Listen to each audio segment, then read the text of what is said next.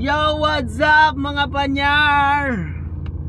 So ngayon mga panyar, nandito na tayo sa parking. At tayo'y uuwi mga panyar at maglalaba tayo sa loob ng 4 na buwan.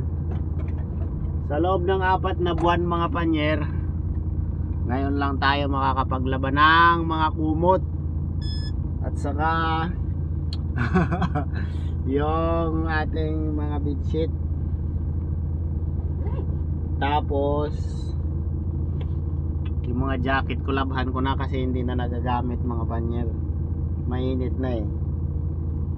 Bale labhan ko tapos itabi ko na muna sa tiglamig naman ulit yun. Ililigpit ko na yung mga kagamitan ko mga panyer.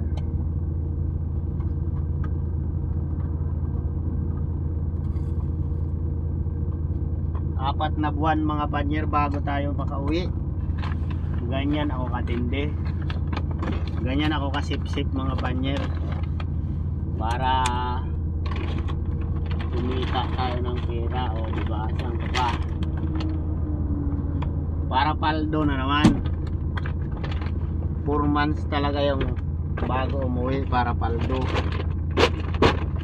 O diba? Ganyan si panyer kasi. Iiwan ko na itong mga kagamitan ko dito na iba mga panyer. Oh. Dadala lang ko sa sabon. Yung kaldero ko iiwan ko na lang dito. Naka-ready na mga panyer. Oh. Ayan oh. Ang aking mga bagahe. Ayan. Ito. 2 balot. Tapos ito pa yung bag ko. Double deck yung higaan din to dito mga panyer sa ibabaw. Tapos dito sa baba higaan din to. Kaso dyan ko lang nilagay para naka-ready na mamaya pag dating ng tropa pits natin, bitbitin ko na lang. Yung mga galon ko mga panyer, ayan. Kasi itong basura ko, tapon ko na rin to eh. Ayan o. Diyan lang. Bahay ko ito mga panyer eh.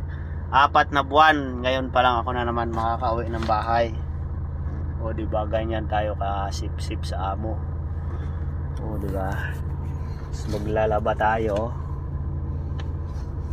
Tapos sa linggo ng gabi, mga alas 10 siguro ng gabi, balik na ulit dito.